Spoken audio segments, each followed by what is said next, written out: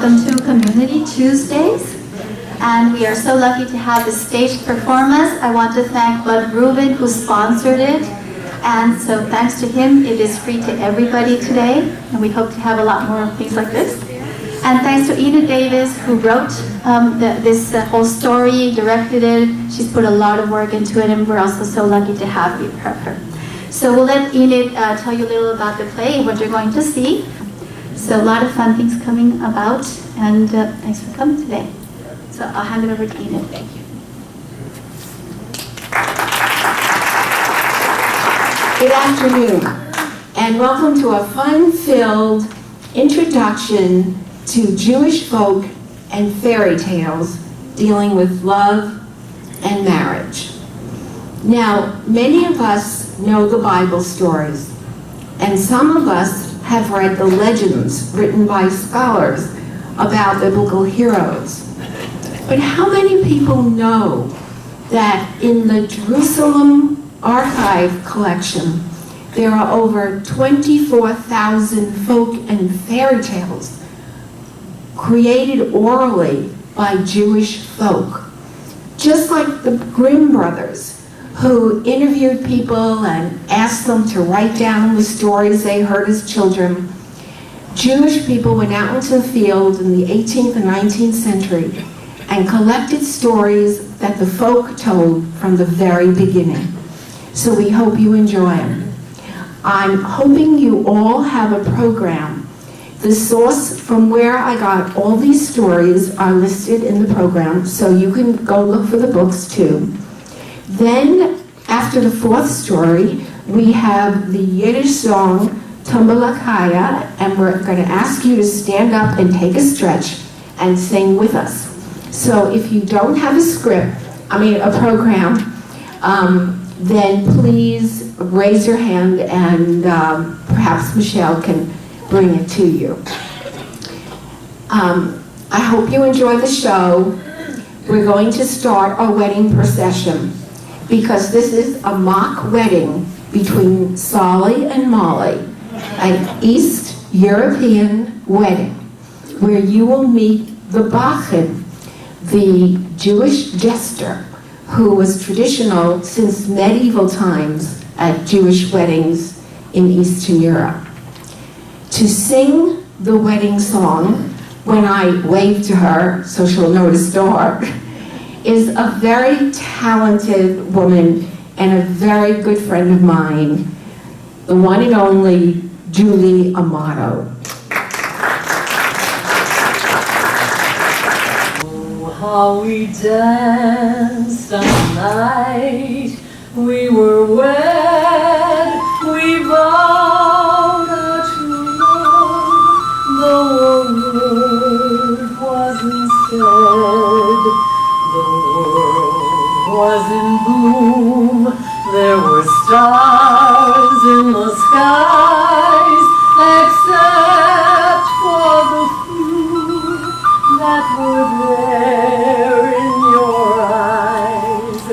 Dear, as I held you close in my arms, angels were singing a hymn to your charms, two hearts gently beating, murmuring low, darling, I love you so.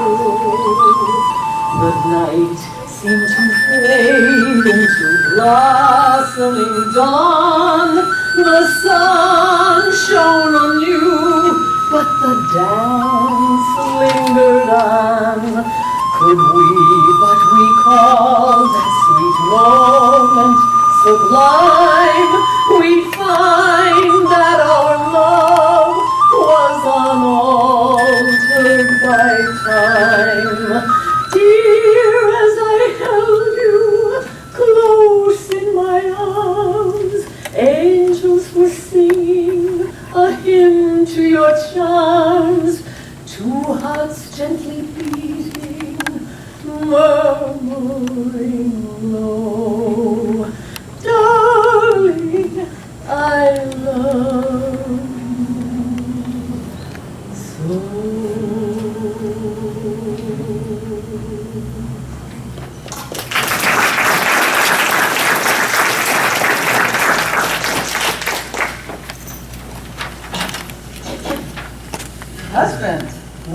are you going with our cows? I am taking them for a walk. They are our livelihood. Be careful with them. On my walk, I met a troop of merry singers. Sing! All around the mulberry bush, the monkey chased the weasel. The monkey thought it was all in fun. Pop goes the weasel. A penny for a spool of thread, a penny for a needle. That's the way the money goes. Pop goes the weasel. Oh, what a wonderful song. Teach it to me. Oh, what will you give us? I will give you Shayna the cow. Okay. So they taught me the song. On my way home, I met a troop of merry singers. Sing. Do you love me? I can really move. Do you love me? I am in the groove. Do you love me? Do you love me? Now that I can dance, dance, dance. Oh, what a wonderful song. Teach it to me. Oh, what will you give us? I will give you Maydell the cow. Okay. So they taught me the song. I am home, wife. Where is Shayna? All around the mulberry bush, the monkey chased the weasel. The monkey twat, it was all in fun. Pop goes the weasel. A penny for a spool of thread, a penny for a needle. That's the way the cookie goes. Pop goes the weasel. Where is Maydell? Do you love me? I can really move. Do you love me? I am in the groove. Do you love me? Do you love me? Now that I can dance, dance. So, I'm very happy to report that the rabbi granted me a divorce from this noodlehead. Yeah.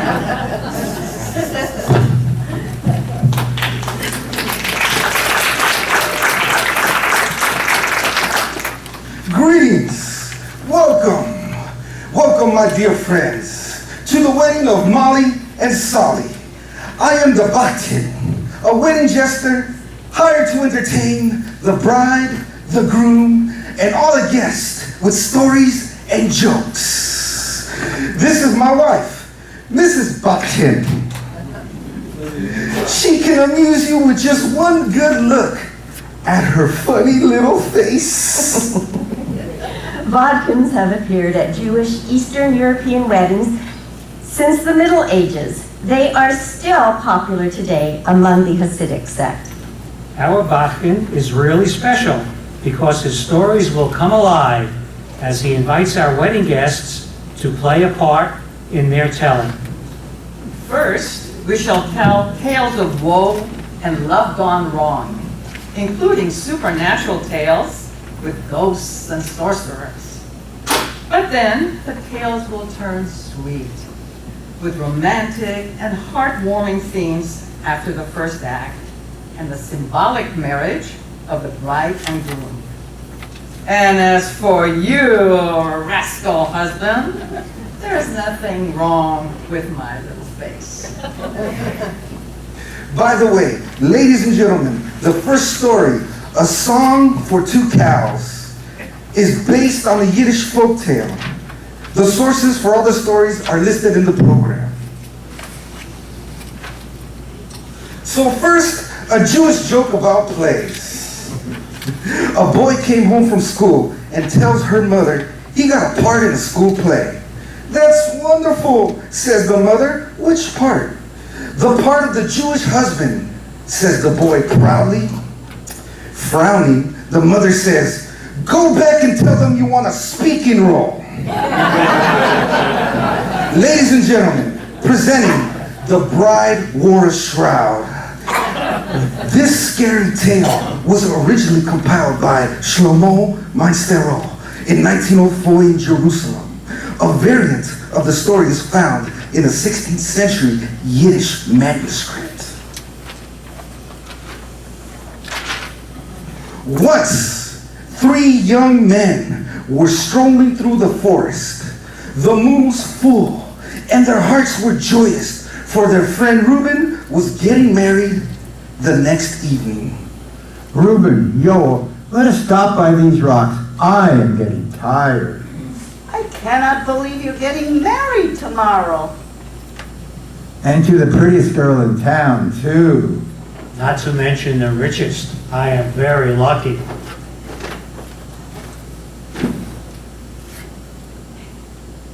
Say, what is that thing sticking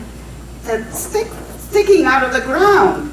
Right near Benjamin's foot. What is it?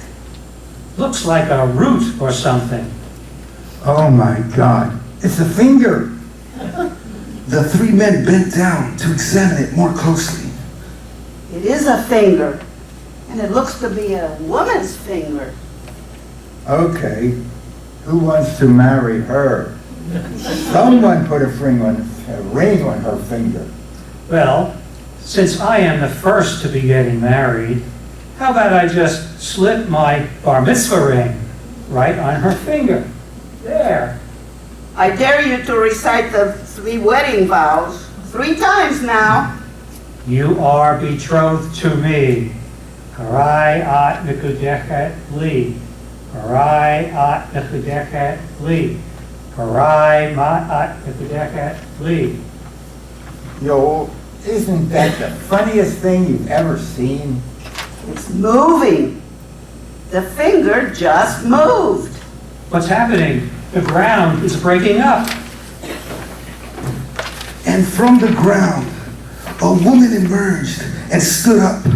Her filthy shroud was half eaten by worms.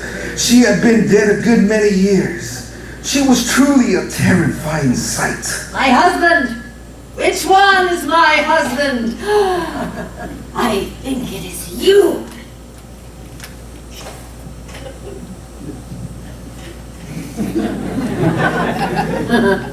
Let's get out of here. He's out. The dead woman followed the 3 men to the edge of the forest. Benjamin, Yoel, and Reuben all went home, promising to tell no one of their horrifying ordeal. The next evening, the wedding party assembled in the synagogue. The bride was a picture, and both her mother and Reuben's mother were bursting with pride. The rabbi began the ceremony. My dear, dear friends, we are gathered here to join Reuben and... Not so fast. That groom belongs to me. We were married last night. God in heaven, darling, come away quickly. What is that? Nothing for your eyes to see. Come, everyone out. Soon, the only people left were the rabbi, Reuben, and the dead bride. Reuben was visibly shaken. Let us get to the bottom of this. Madam, you say Reuben married you last night? Yes, Rabbi. He put a ring on my finger and said the wedding blessing 3 times. She must have had very good hearing to hear that under all that dirt. Silence! There were 2 witnesses as well. Is all this true, Reuben? Look at my finger. The ring has his initials on it. Rabbi, it was a joke. I did not intend to really marry her. Well, I intend to make you my own. I was never taken to a marriage bed when alive, and I'm not giving up my chance now. I think I'm going to be sick, Rabbi. It does not look good for you, Reuben. I will have to call a court meeting and invite all the parties involved. The wedding between Reuben and Malka is postponed.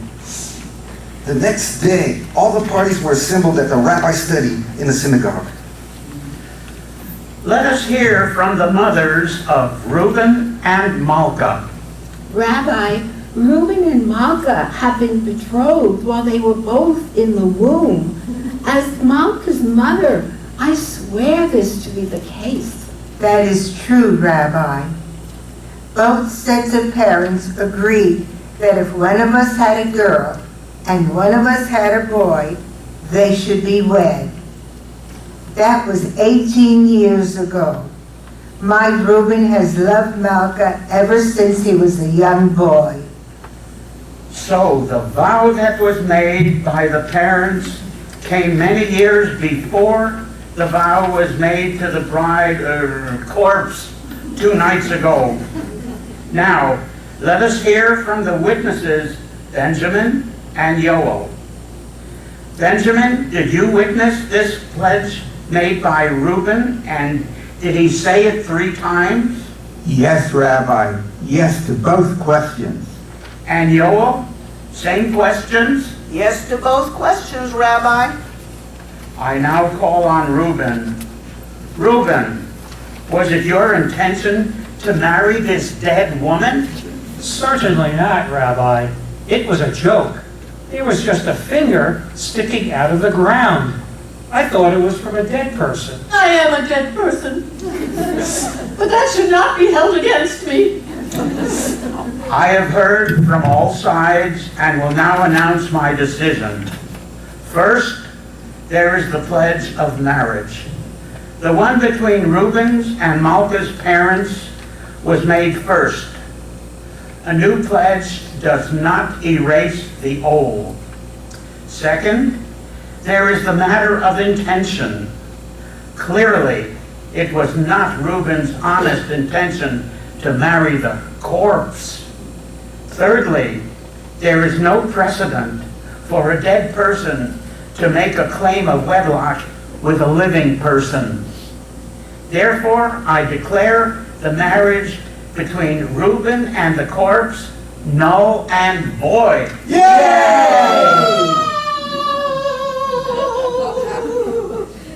I think she's really dead now. We should bury the poor woman properly. My family will pay for the funeral. That's the very least my Reuben can do for her. So it is settled.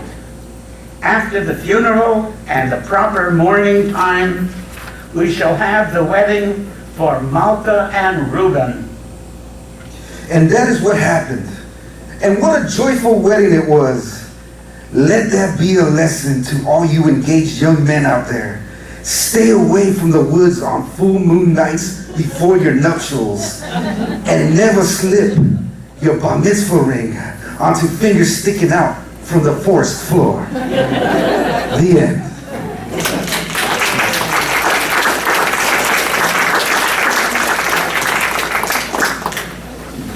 Now, a joke about Satan, who is featured in the next story. A tour bus with 30 Hadassah ladies aboard turned over and were dispatched to heaven. On the arrival, an admitting angel told them that the computers were down, so they would have to wait. At that moment, God intervened and said that he would speak to Satan to see if they could be temporarily housed below. Room was found, and they all went down to the temporary quarters. A few hours later, God received an urgent telephone call from Satan, who tells him that he must remove the Hadassah women. What's the problem? God asks. Satan replies, these Hadassah's women are ruining my setup. They have been down here for only a few hours, and already they have raised $100,000 for an air conditioning system.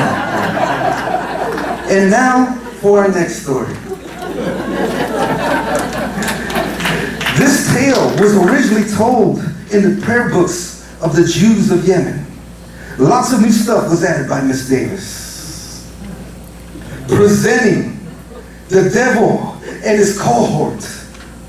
One day, a devil saw a man running away. Hey, friend, why are you in such a hurry? I'm running away from my wife. I'm running away from my wife, too. I have an idea. Let's be partners. We can make a lot of money. All right, what do we have to do? Well, we will travel to another country. I will possess the princess and make her go mad. The king will call all kinds of physicians to cure her. They will all fail. Then you will go to the king and tell him you are a famous doctor from Brooklyn. And From where? Brooklyn, man. Haven't you ever heard of it? Look, Mr. Devil, I'm a simple Jew, and I have not traveled far. Oh, you are Jewish, mister. You're going to love Brooklyn. So you say to the king, I'm a hard-working doctor from Brooklyn, 33rd Street. Only you have to say it with a Brooklyn accent. You say, I'm a hard-working doctor from Brooklyn, 23rd Street. Bachman, help me. Yes, my good man. Where did you say this story is from? From Yemen. I'm sure there was no mention of Brooklyn in the original. I do not think Brooklyn existed then. That's their loss. Brooklyn is going to be one swinging place for the Jews. Mr. Devil, if we don't hasten our tale, both our wives will find us. All right. So listen, you tell the king that you can cure the princess if he gives you upfront a lot of money. Then I'll cure the girl and we split the fee. That sounds harmless. Let's go. The devil and his cohort settled in a foreign country in an inn close to the palace. The queen was in charge as the king was away. The devil possessed the princess and caused her to go mad. She would not stop singing a song which was quite incomprehensible to her mother and to the entire palace court. Daughter, what is wrong with you? Will you please stop singing that nonsense? I drink 8 creams all day long. Nathan hot dog keep me strong. I eat corned beef right or wrong. Do you like my little song? Oh, Brooklyn Dodgers, go team, go! How I miss my homeland so. Oh, somebody please cure her. She has been seen by all the doctors in the land. Your Majesty, there is a doctor from a foreign land who claims he can cure the princess. Maid, send him to me at once. Hello, Your Highness. I'm a hard-working doctor from outside of Yemen. I can cure your daughter if you pay me 20,000 gold coins up front. And what if you cannot? You may behead me. Go to her at once. I will see to your fee. Doctor, I will take you to see the princess. Follow me. Here is her room. I leave her in your care. So, you must be the princess. I'm a doctor from another land. I've been paid handsomely to cure you. Did you hear that, Mr. Devil? I love cookies black and white, onion bagels, fish that's white, pickled herrings my delight, and cheese pizza late at night. Brooklyn Dodgers, go team go! How I miss my homeland so. Lord help me. That devil is still harping on Brooklyn. Well, hello, friend. Did you enjoy her little ditty? I don't know about you, but it makes my mouth water. Look, Mr. Devil, I have the money. It's time to cure her. Let's go. I'm not ready to leave. Tell the queen you need another day to cure her. The man spoke with the queen. Your Highness, forgive me. I need another day with the princess. Very well. The next evening, the man visited the princess's bedchamber. Good evening, princess. Mr. Devil. Oh, there you are. Have you cured her yet? Sour pickles in a jar, smell of someone's black cigar, great big chunks of lava, spirits from a Chinese bar. Brooklyn Dodgers, go team, go! How I miss my homeland so. As you can see, not yet. I shall need another 3 days. I curse the day I ever met up with you. My head is very much at risk, you know. The man left the royal bedchamber and found the queen on her throne. Your Highness, 1,000 pardons, but I need 3 more days to cure your daughter. I realize now that the only thing that will cure her is this. You need to assemble your entire army. Have them gather under the princess' window. Each soldier must bring a trumpet or drum. If they have no musical instrument, have them shout out loud. The noise will cure the princess, I promise. Very well. But let me warn you, Doctor. Your head is in grave danger. No pun intended. 3 days later, the assembled army made such a racket that every bird flew out of the kingdom.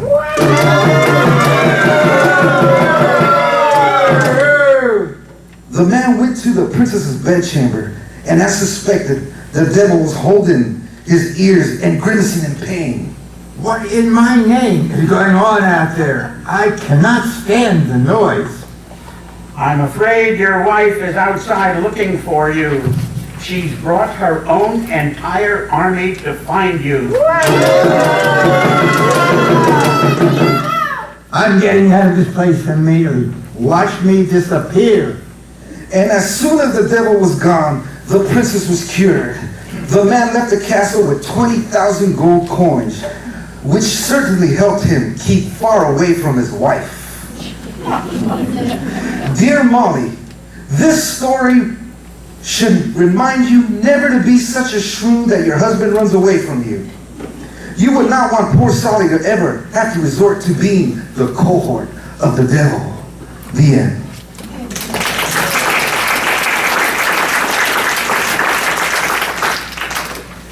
Before we begin our next story, did you hear about the joke? Bodkin. Yes, wedding guest. What can I do for you? I know a joke about a Jewish hospital patient. May I tell it? Everyone wants to be in the act. Okay, be my guest. Okay. A Jewish man in the hospital tells the doctor he wants to be transferred to a different hospital. The doctor says, "What's wrong? Is it the food?" The man says, "No, the food is fine. I can't fetch." "Is it the room?" "No, the room is fine. I can't fetch." "Is it the staff?"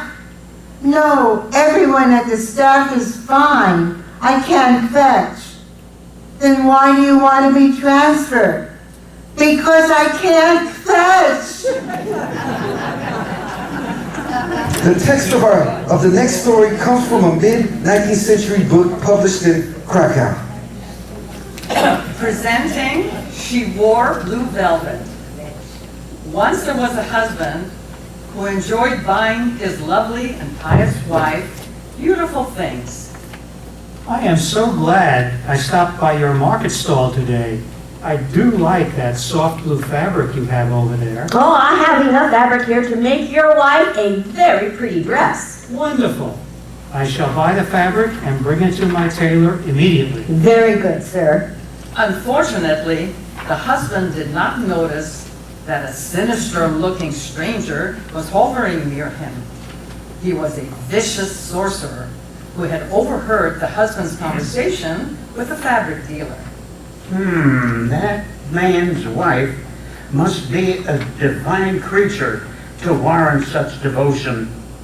I bet she is a first-class beauty, most worthy of my attention. I shall follow him to his tailor's shop. Good afternoon, my friend. I found a new piece of fabric for you to create a special dress for my wife. What an exquisite piece of velvet this is, sir. When do you need the dress? In 3 weeks, we will celebrate the eve of Yom Kippur. I would very much like her to wear the dress to Kol Nidre services. I know that you are not Jewish, but perhaps you have heard of this holiday? Indeed, sir, it shall be ready on time. I have your wife's measurements on file. Then I bid you adieu. I shall return the afternoon before Kol Nidre. Goodbye, sir. Hello, Mr. Taylor, my good man. How would you like to earn 2,000 gold coins? Oh, dear me. I never charge that much to sew a garment, sir. Well, this is a special request. You see, I've written a spell on this small piece of paper. I want you to sew the paper into the seam of the dress you will be making for the wife of the gentleman who has just left. A spell? Oh, my goodness. Are you a wizard? Of a sort. You are not planning to turn the dear lady into a frog? Or an ogre? Heaven forbid, are you? I could not agree to do that. Oh, don't be ridiculous. Mine is a spell of romance, of passion, of lust. Oh, that. All right. Yes, that. As soon as the lady puts on the blue velvet dress, she will be overwhelmed with desire for me. We will spend a glorious night of divine lovemaking. That is all. Well, I can certainly use an extra 2,000 gold coins. All right, I'll do it. Good man. Here is the spell, and here is your reward. Farewell. The husband picked up the dress at the tailor shop several hours before the start of services and headed straight for home. The couple enjoyed their holiday dinner. That was a most delicious dinner, my dear.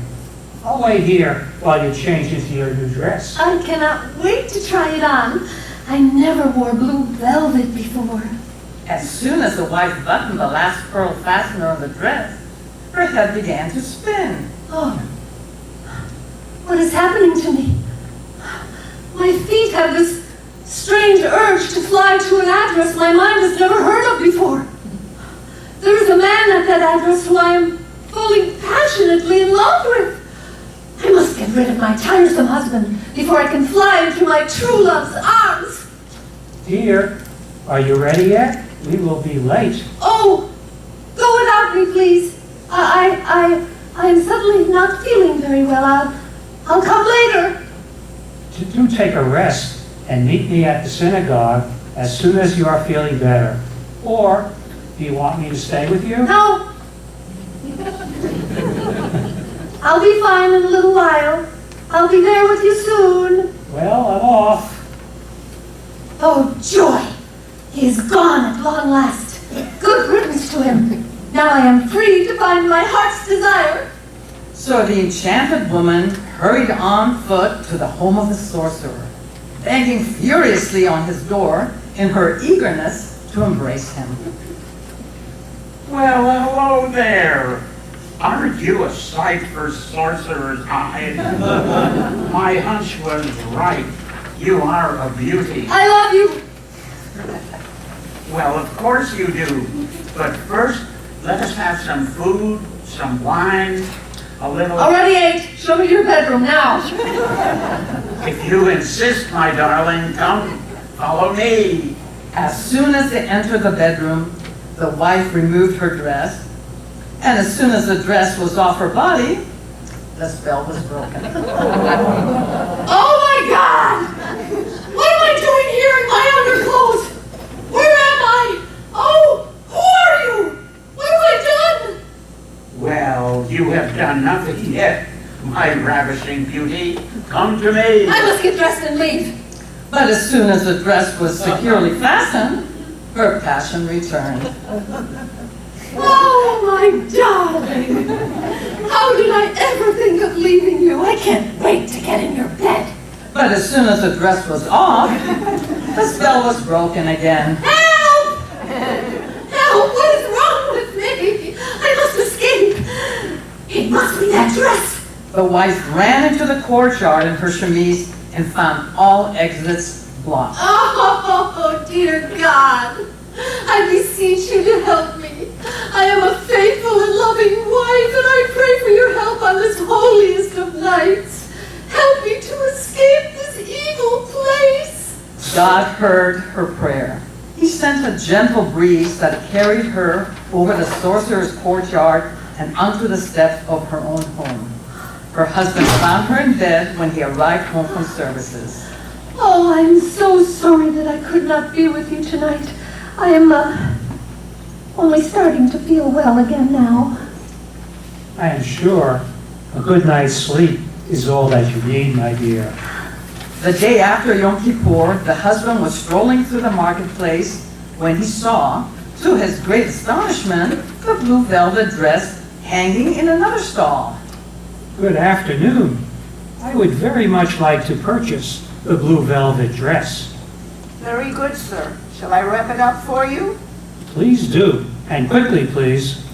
The husband took a package and hurried home.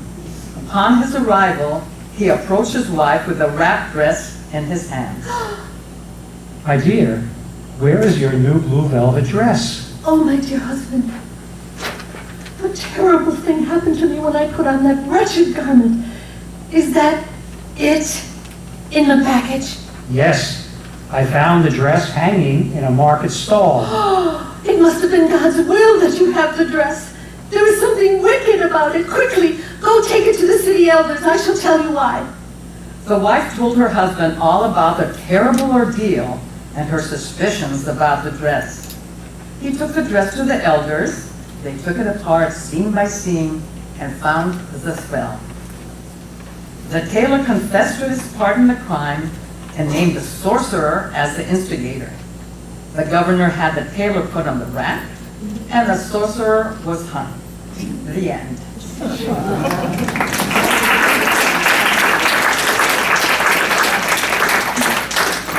Such was the will of our Lord that the two be punished for their terrible crime against an innocent woman and her devoted husband.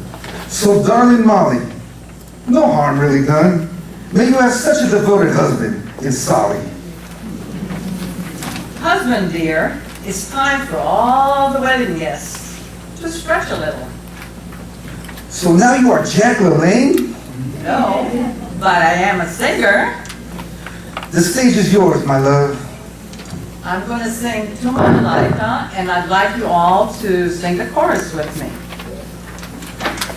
Steht der Woche, steht und tracht die ganze Nacht. Wemmen zu nehmen und nicht verschämen. Wemmen zu nehmen und nicht verschämen. Tumbala, tumbala, tumbala, laika. Tumbala, tumbala, tumbala, laika. Tumbala, laika. Tumbala, laika. Tumbala, laika. Frame so shine. Mädel, Mädel, gefällt bei die Regen. Wusken wachsen, wachsen und regen. Wusken brennen und nicht ausrennen. Wusken weinen, weinen und trennen. Tumbala, tumbala, tumbala, laika. Tumbala, tumbala, tumbala, laika. Tumbala, laika. Tumbala, laika. Tumbala, laika. Frame so sein. Narische Bucher, was darfst du fragen? Ein Stein kann wachsen, wachsen am Regen. Eine Liebe kann brennen und nicht aufbrennen. Ein Herz kann weinen, weinen und trennen. Tumbala, tumbala, tumbala, laika. Tumbala, tumbala, tumbala, laika. Tumbala, laika. Tumbala, laika. Tumbala, laika. very long time.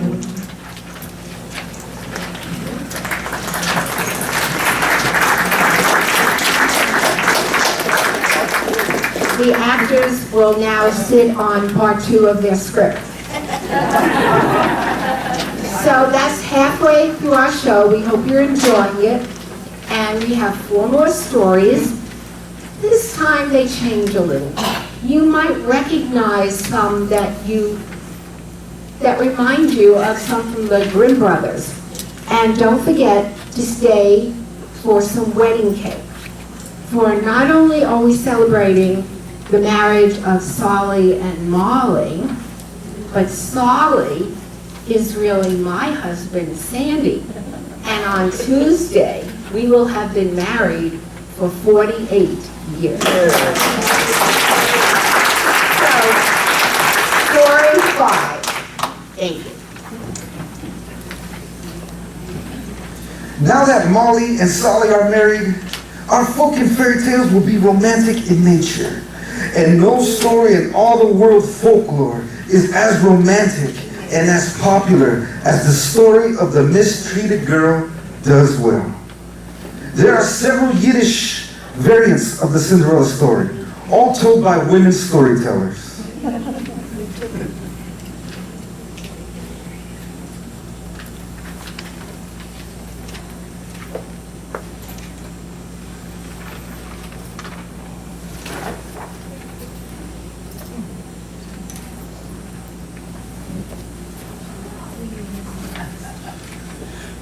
We now present the Yiddish Cinderella. Once there was a rabbi and his wife had 3 daughters. One day he asked his oldest daughter, Sosie, how much do you love me? I love you as much as gold, she answers. Next, he asked his second born, Scots, how much do you love me? I love you as much as silver, she replies. Lastly, he asked his younger daughter, Sorel, how much do you love me? I love you as much as well-prepared meat loves salt. Salt? You love me as much as you love salt? Out! I banish you from my house! His youngest daughter left her home and wandered through the forest, where her clothes became filthy and torn. She soon became hungry, thirsty, and quite lost.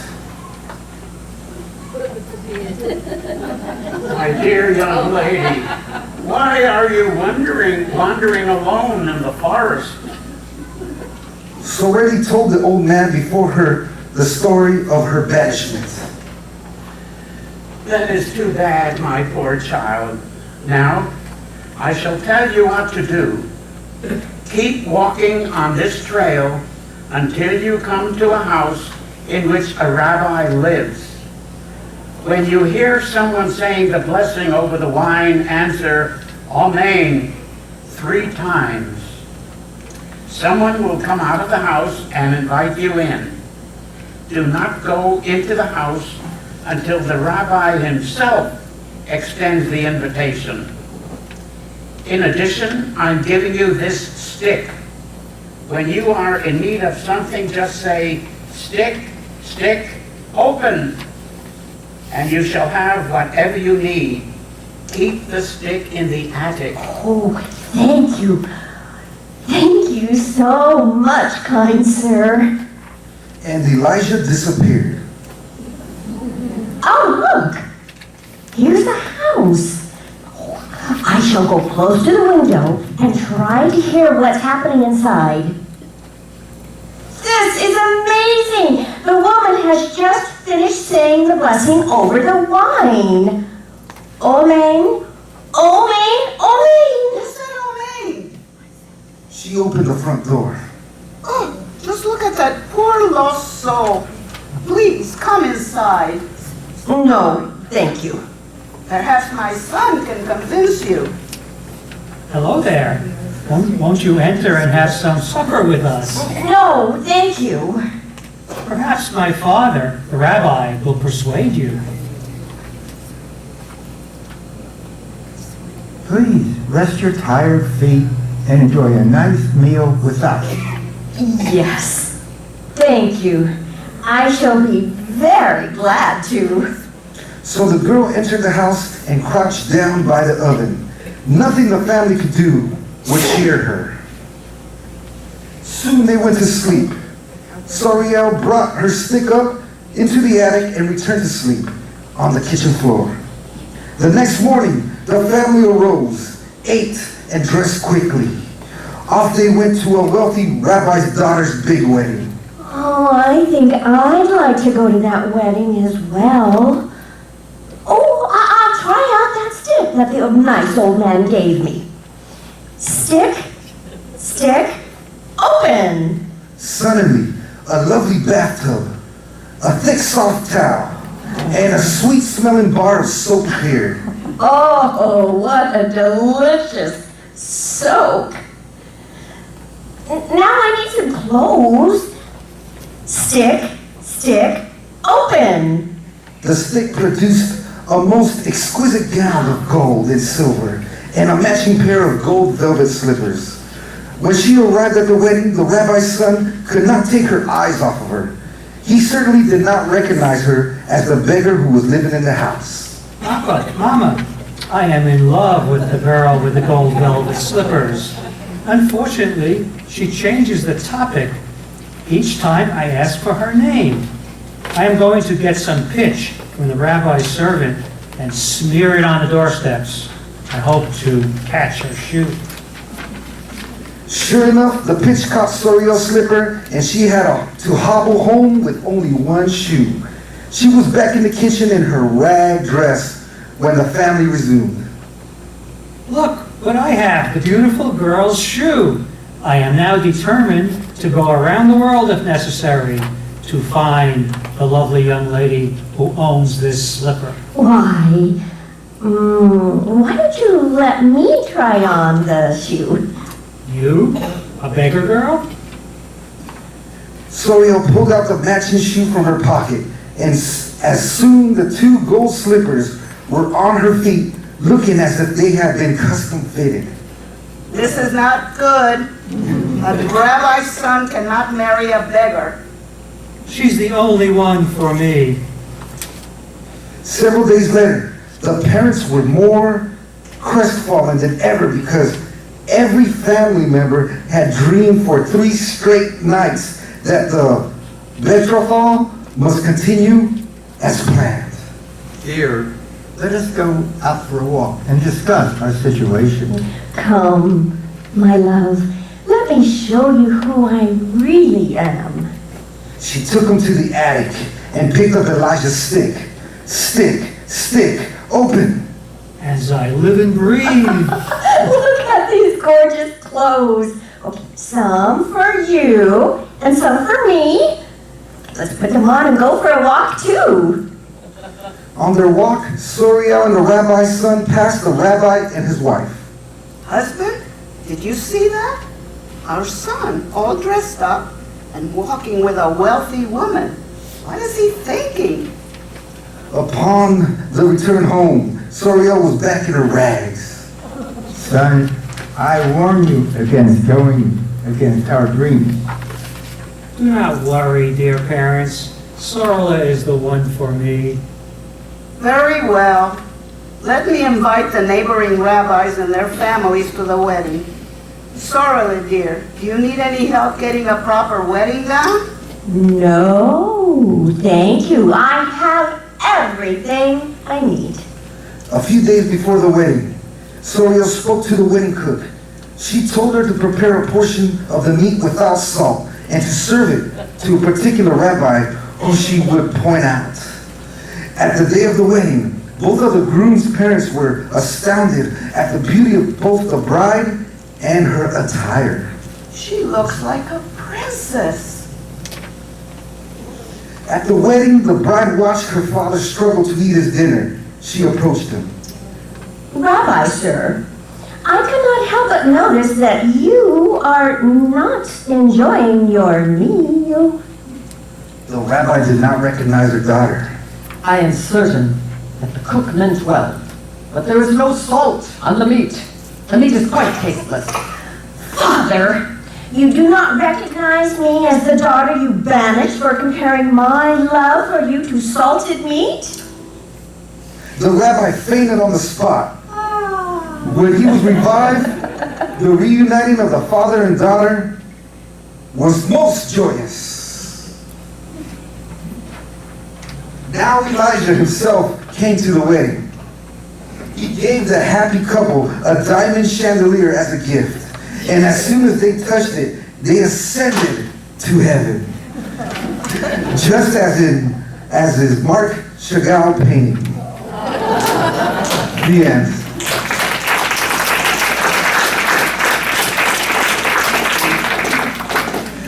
Raise your hand, dear wedding guest, if you have a son-in-law. Aha! Hands down. Please, now think to yourselves, did you have one iota of a say as to who that son-in-law would be? Maybe not, but you would have thought that a father as mighty, powerful, and dominant as King Solomon would have a firm hand on the selection of his daughter's husband. Well, wouldn't you? This story is originally found in the Midrash Tanhuma. We now present King Solomon and his unexpected son-in-law. The great King Solomon had a beautiful and intelligent daughter of marriageable age. He often consulted the stars to see who she was destined to wed. One night, he received some shocking news. Are my eyes deceiving me? Have the heavens gone mad? Are the stars mocking me? I read in the constellations that my precious daughter is fated to marry an Israeli scribe from a starving family. And the wedding will take place within a year. This must not be. My daughter shall wed nobody less than a wealthy and brilliant king. Tomorrow I will call my chief engineer, for I have an idea. Did you send for me, Your Majesty? Yes, I want you to build a very, very tall tower on an island in the most remote area of my kingdom. Install only one window on the top floor and one door on the top floor leading to a flat roof. Build it quickly and soundly. Get moving. Yes, sir. Consider it done. Father, you called for me? Daughter, I must ask you to do something for me. You do trust me, I hope. With all my heart. I need to send you away for a year. I cannot tell you why. I must keep you in a tower on a remote island. The tower will be lavishly furnished, and you will lack for nothing. 36 female servants will cater to your every need. At the end of the year, I will join the crew that comes to bring you home. Will you do this for me? Yes, Father. I will sail away to this remote tower and live there for a year, if that is what you ask. The tower was finished shortly, and the princess was pulled into the top room by rope. I do wonder why on earth my father has isolated me from family and friends. How lonely I shall be. Meanwhile, in Akko, Israel, a very poor scribe and scholar went looking for work. He thought he'd try his luck among the forest folk. Unfortunately, he became quite lost by the time nighttime fell. Brr! It is so cold tonight. Dear God, I'm in such need for shelter. What is this? It appears that an ox has been killed, and some animals have split it open. I am going to lie down inside the ox. Ah, It's nice and warm in here. Perhaps sleep will come to my tired bones. The young man soon fell asleep. An eagle swooped down. He picked up the ox with the scribe sleeping inside and brought it directly to the roof of the princess's tower. There he finished eating the insides of the dead ox. He flew away before sunrise. It is morning. I'll take my usual sunrise walk upon the roof. Heavens! What is this? The scribe awoke at once. When he saw a beautiful princess gazing down at him, he thought he was still dreaming. Who are you? And what are you doing on my tower roof? I am a scholar and a scribe from the town of Akko in Israel. While looking for work for my hungry family, I got lost in the forest, and I crept into this ox's carcass for warmth. I swear, I do not know how I got here. Look! There are 2 eagle feathers inside the ox. You must have been brought here by an eagle. Then I shall love that eagle for the rest of my life. Come inside. You may bathe, put on a clean robe, and have some breakfast with me. When the scribe finished his bath and joined the princess wearing a fresh silk robe, there was never seen a more handsome youth on earth since the creation of Adam. While eating breakfast, the scribe shared his knowledge of Jewish studies with the princess. I think, my friend, that you will have to stay with me for a year. There is no way to leave the tower, save rope, and no ship is permitted to navigate these waters. To make a long year short, the two fell in love. The scribe created a marriage contract using his own blood for ink and called upon God and the angels Michael and Gabriel to witness their wedding. However, not everyone was happy.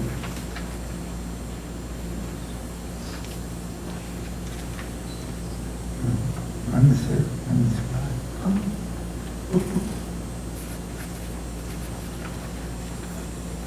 Dear Princess, as head servant in charge of your needs and the running of the household, I am beside myself with terror. Your father, King Solomon, is going to blame me for your marriage and what looks like to my eyes, your pregnancy. I am so distraught that I feel like jumping out of this window. Now, my dear, please hear my calming words. My father is not a cruel man. He will see how blameless you are and how happy I am, I assure you. When Solomon sailed to the tower to retrieve his daughter, he discovered to his shock that she had married and delivered a beautiful baby girl. Upon learning that her husband was a poor scholar and scribe from Akko, he said, God is great, my daughter. No one can alter his plans.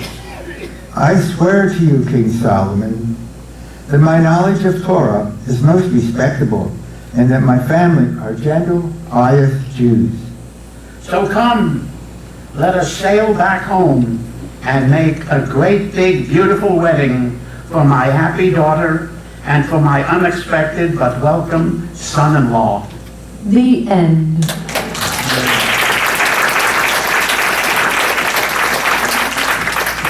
Well now, I am certain that you are reminded of the Grimm tale Rapunzel. Both stories are concerned with the useless attempt to protect our daughters from fates we do not see fit.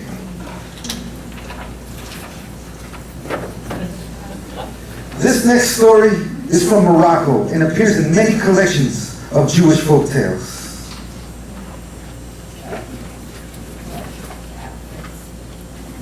Once there was a family that knew a tragedy like no other. Their only child, a girl, was born with the face of a cow. The father was a Torah scholar and taught students in his humble house. The daughter was hidden in a back room and brought up in isolation. This was more due to protective love than from shame.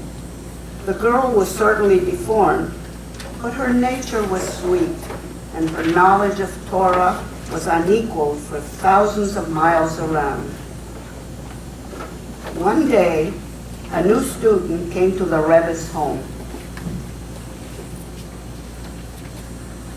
Welcome, young man. Let us start with a difficult problem. Then I can see where we should go from there. They discussed the question for hours. Rebbe, if you would give me some time alone, I might come up with an acceptable answer. Please, take as much time as you need. Meanwhile, I will take a walk and refresh my brain. 10 minutes later, a note was slipped from under the back room door, and a knock to alert the young man was sounded. What is this? It seems that someone behind the door has sent me a note. Let's see what it says. Oh my heavens! This note has the complete and perfect answer to the question at hand. The scholar went to the back door and knocked several times, but there was no answer. The Rebbe returned. Rebbe, who lives behind the door? Look what was slipped beneath it. Ah, yes. I should have guessed that my daughter would be listening eagerly to our discussion. Your daughter? I have never met anyone else, no offense intended, with this kind of logical mind. Is she of marriageable age? She must have dozens of marriage proposals. Alas, I'm sure she is spoken for. My daughter has a terrible deformity. To protect her tender feelings, she's kept in her room. No deformity could stop from me wanting a wife as brilliant as she. I beg you, please allow this wedding to take place. You appear to be quite earnest. I will discuss this with my wife and daughter. Come back tomorrow for our answer. The next day, the Rebbe told the scholar that his daughter was willing to marry him. Within a week, they stood under the wedding canopy. When the groom caught sight of the bride under her veil, he almost fainted. Poor husband, I know you are shocked and grieving for your decision. Please stay with me this one night, and then you are free to go. Very well. I will be your husband tonight. Tomorrow I will leave my wedding ring and prayer shawl with you. That is all you will ever see of me again. The scholar went home to his village, many, many miles away. But 9 months later, his wife delivered a perfectly formed baby boy. You will tell everyone that he is your son, Papa. But I will teach him everything I know, and he will be aware that he is my precious son.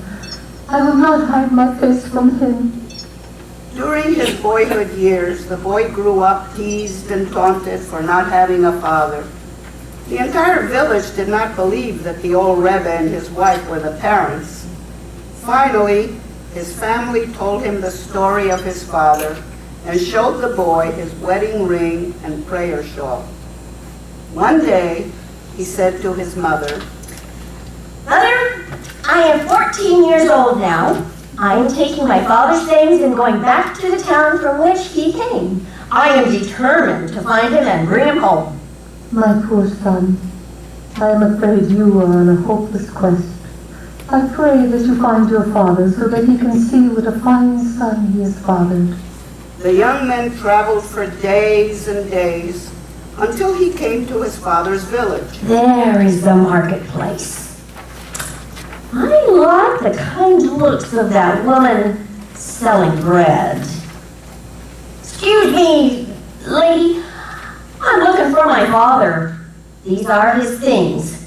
Can you tell me anything about them that would link me to him? A name is embroidered on the corner of his tallit. My dear young man, I would know who you are by looking into your eyes, because I see my son's face shining through your youthful features. Come, I will take you to meet my son, your father. The boy's newly found grandmother kept her arm around the young man's shoulder as they walked to a humble cottage. There, sitting at the kitchen table, poring over a book, was the youth's long-lost father. Son, look up from your studies and see who is our beloved visitor. Good afternoon. Do I know you? Please, let me show you what I have brought with me as a means to our introduction. You have my wedding ring and prayer shawl, and you do look like me. Are you my son? Oh, I am glad to see my father before my eyes. Oh, more importantly, I am here to bring you to my mother and to unite our family. I'm afraid that is impossible. But why? My mother is so wise that scholars come from villages and cities to seek her advice. My mother is so gentle, so loving, and I add with all the truthfulness that exists on this earth that my mother is the most beautiful woman in the world. The scholar thought perhaps a miracle had taken place. You go first, my son. I shall follow. I have to find other teachers for my students. The youth took leave of his father and grandmother. He ran home as fast as his legs would carry him. On the way, unknown to him, he encountered the prophet Elijah. Whoa, not so fast, my boy. Oh, a thousand pardons, sir. I have something to give you. Take this bottle and give it to your mother. Have her wash her face with its contents. Promise me you'll keep this bottle safe on your journey, as your mother needs this miracle from above. I thank you, sir. The young man tore into his house with the mysterious bottle wrapped safely in his hat and stuffed into his pocket. Mother! I have found Father! He's coming home! It is hopeless, my child. He will not stay. Mother! I have a bottle from an old man I met on my way home.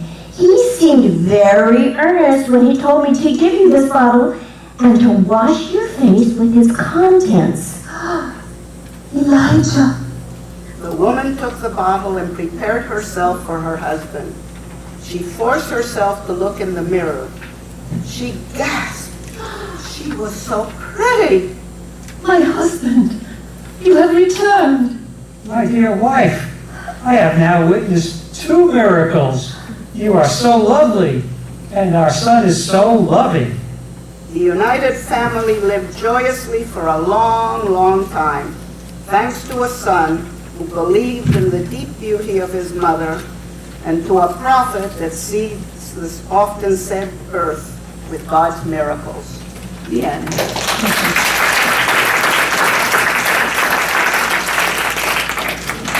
Of all the stories read for these 2-stage readings of Jewish folk tales, this is the one of the often told in anthologies and one very unique to the Jewish body of folklore. I leave it to our esteemed wedding guests to ponder a bit on the cow-faced woman. Our last story is a fractured fairy tale retold by Enid Davis. She took a traditional version of a folk tale and changed it. Since this is a wedding, we'll bring back the Cinderella you all know and love, but surround her with Jewish characters. Enjoy.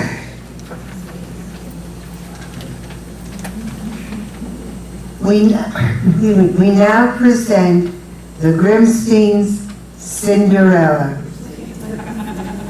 Cinderella carefully adorned her stepsister's hair with sparkles, ribbons, and feathers. Their thanks to her was a nasty smirk, and then they were off to the ball.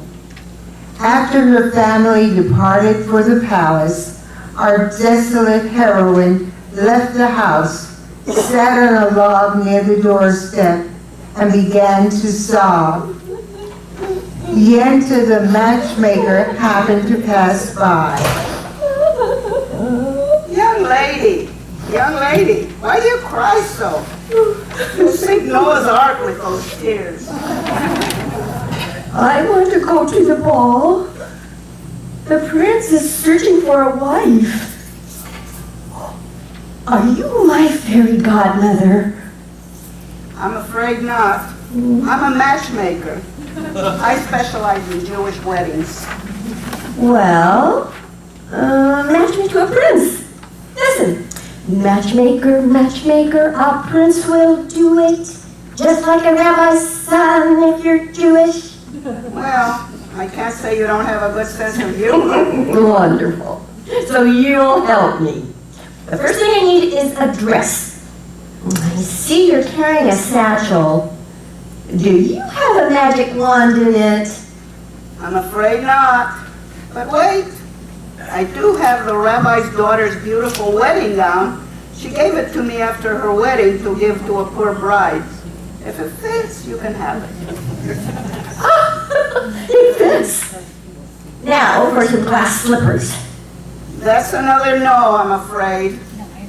Jewish mothers do not think about shoes made of glass or as safe to dance in. Think of what would happen if someone stepped on the bride's toes while doing the hora. All those splinters. Try these gold velvet slippers. You can save the glass for the wedding ceremony. Oh, thank you. They fit perfectly. Okay, Cookie, you look great. Have fun at the ball. Goodbye. Wait! Yenta, please don't go yet. I need a coach and 6 horses. I'll get the pumpkin, the rats, and the mice. Hey, you, bibbity bobbity boo. Come back here. Do not bring me any mice or rats. I promise I'll faint dead on the spot. How will I get to the palace? Clip, clop, clip, clip, clop. Oh, look, there's Tevye the milkman is coming from his old carbon horse.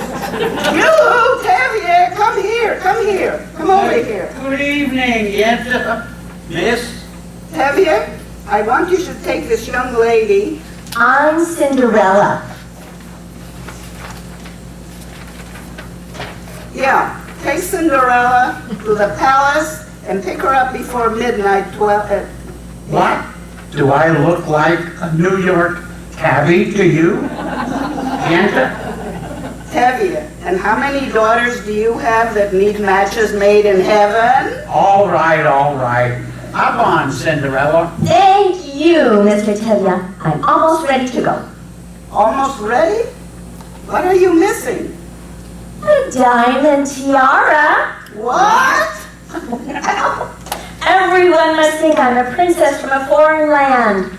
That is what gets the prince's attention. Before my feet do, that is. Maybe I can help.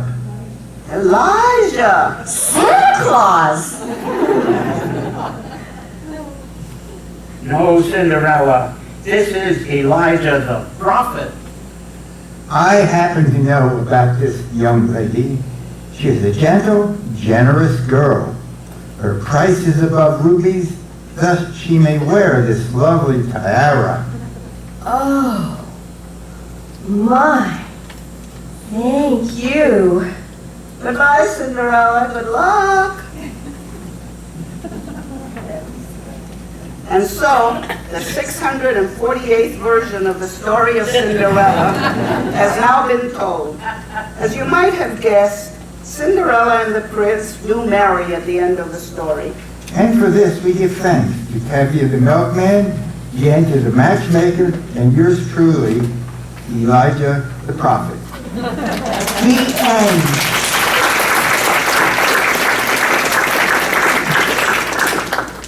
We will now end the show with a traditional closing of French folk tales. I made myself beautiful for the wedding. I had a dress made out of spider web, a hat of butter, and shoes of glass. But when I went through the forest, I tore my dress. When I crossed the plain, the sun melted my hat.